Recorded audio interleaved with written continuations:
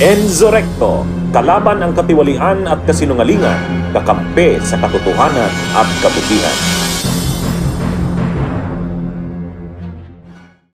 Sa my defense case, pwedeng pa-recall lang po ano yung paano natin ma-establish na because nag-change ng design ng building may human trafficking na. I mean, aling mga purpose ng false stairs para lang ma-recall na. Alam lahat ni my defense yung nangyari being the chairman of the company nung Pinpoint. And lahat ng nangyari na pagbabago roon will lead to doing that human trafficking, yung paglagay ng false doors, ng false stairs, yung paglalagay ng rooms na dapat offices, ginawang hotel rooms. Makita nyo sa original plans, ilan lang talaga yung doors.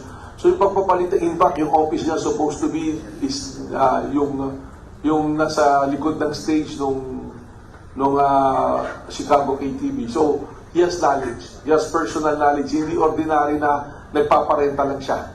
Alam niya lahat yung pangyayari, and he was the one who consented to the changes of the design in order to cater doon sa kanilang plano na human trafficking. Okay. Now, sa Ateneo case... There's the video being played. Makikita nyo dyan. I think this is from our friend Jan Consulta. Makikita, ayun, yung may kortina, tinakpan nila yung door. So, yung staircase na yan, supposed to be, common yan eh. Nakabukas dapat yan eh.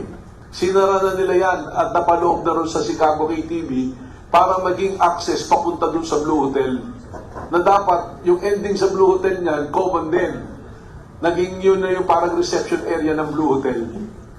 So ayan, malinaw dyan eh. So ayan na, marami na, mga naging kwarto na supposed to be offices yan. Those are originally designed. So anim na hotel rooms ang ginawa, parang dapat dalawang malaking office space yan. Tapos nakita nyo dyan, kinakausap ko kung talagang may actual na nag-check-in. At mamaya, on the next part dyan, mayroong notice doon. Yung notice doon sa Blue Hotel, Clip Point ang nagbibigay ng notice, Clip Point Development Corporation, where si Mike Defensor is the chairman of the company. At yung anak niya na lawyer, yun yung corporate secretary. Ayan, established naman eh.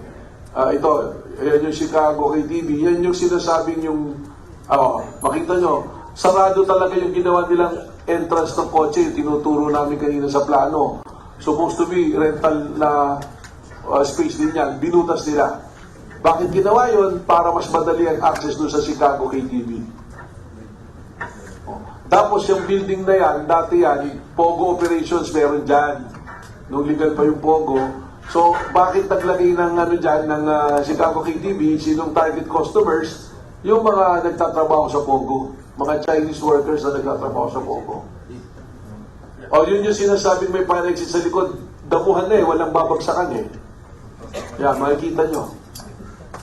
That's the reason why it took time for us dahil we follow Memorandum Circular number 20, reasonable certainty of conviction yung inahabol namin dito. And with all this evidence, all these pieces of evidence, we are very certain that there will be a conviction once they nakit namin sa order. With regards po dito sa inyo po plano pong pagka-file ng kaso against former Congressman Mike Defensor, we can already foresee, sir, na mayroon pong sectors that will say ito po ay paliwanag na pamumulitika lamang. Maaaring bini-weaponize po ninyo yung inyong pong posisyon para ho tuligsain ang perceived na kalaban po ng gobyerno. Pero on your answer, ano pong take niyo po dito? Well, nakita niyo yung ebidensya, malinaw yung mga ebidensya natin. This is the very reason why we're putting out the evidence to the public. So that the public can judge, politika ba talaga to o talagang may violation ba na ginawa?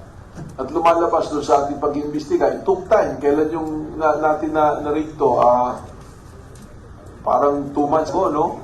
Or a month, 2 months ago na natin na-rate to.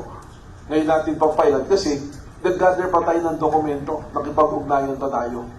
So yung namang kaso nung sa asawa at sa anak niya, umaandar na yun, this will be the additional case that we will file. Kasi ang nagiging depensa niya, sabihin, lesser lang kami eh. So hindi namin alam yung nangyayari dyan. But it will appear dito sa mga ebidensyang nakuha natin, hindi maitatanggi na alam yung mga nangyari, even the change ng mga design to accommodate yung pag-promote ng prostitution doon sa Chicago KTV in relation to the Blue Hotel. Sir, kung halimbawa po i-deny po nila na wala silang alam doon sa pangyayari or operations ng human trafficking, what's your take on this? Mahirap eh, kasi consciously, alam mo, nilagay mo yung false door, nilagay mo yung false stairs, tapos ang nag-ooperate nung Serene, yung sa Blue Hotel, pamilya mo, tapos ikaw din yung click point, binutasan mo yung dapat na hindi daanan. You violated the design, yung building code, para ma-suit mo dun sa purpose mo. Bakit nilapit mo yung pasukan ng kotse? Because alam mo, illegal yung ginagawa. Bakit mo sinara yung dapat na yung main entrance papunta ron at naglagay ka ng maliit na lagusan? Yung opisina mo, nandun sa likod ng stage, original sa design, nandiyan dyan. So, at yung dapat na opisina naman, ginawa yung hotel, ilang kwarto yung nilagay ninyo. Oh, it is an entire ecosystem ngayon na talagang meron talaga, at malinaw yung intent, malinaw yung motibo na gusto mong gamitin yon for human trafficking. And you targeted, at that time, sinabi mo nga, yung building na nandiyan dyan, for cooperation, meron ka ng customers eh. May isang customer ka na. At alam naman natin yan, ba't nasara yung mga pogo rito? Anong primary reason? Because of human trafficking. So, doon pala matatahin natin ng mayos. Shoot na shoot to sa Memorandum Circular number 50. There is a reasonable, more than reasonable certainty of conviction. Okay. Last question na po, Director, with your kind indulgence. May mga balita kasi, sir, na wala, na arrest warrant daw po kay Senator Marcoleta.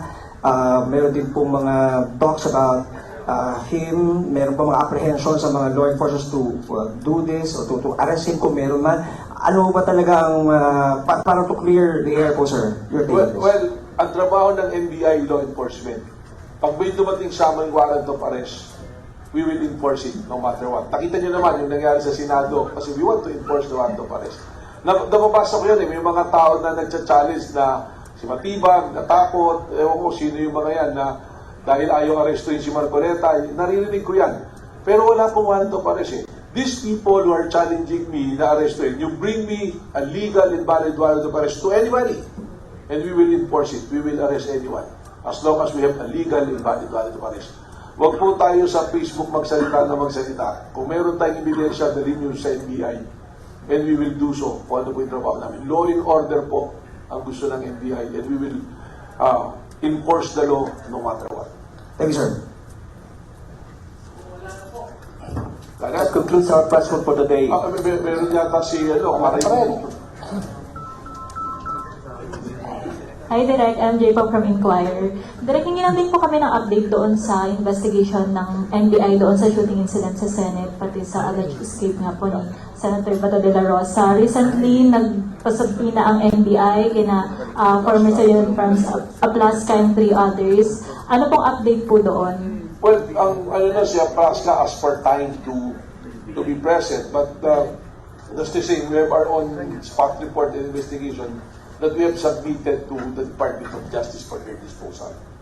At lahat kami ng involved na doon sa Senate, hindi lang nung May 13, pati yung 11, was already interviewed by the panel of DOJ. So we cooperated on that. And we leave it to the DOJ kung what will be their recommendation and findings. Kasi recently po, nung June 11, nakausap po namin siya, sabi po niya, nag-request po siya na i-defer Yes. muna. So, hindi na po inaasahan na Well, wala if others he will lang come dito. in voluntarily and give a statement, we will more than willing to do so. Pero in the meantime, we have submitted a report to the Department of Justice for their proper disposal. Bunyog, bunyog, halikan na kasama ka. Bunyog, kapag buklod ay may pag-asa. Luzon, Visayas, Mindanao, isa ang pananaw. Sa bagong Pilipinas ang bunyog isisigaw. Bunyog, bunyog.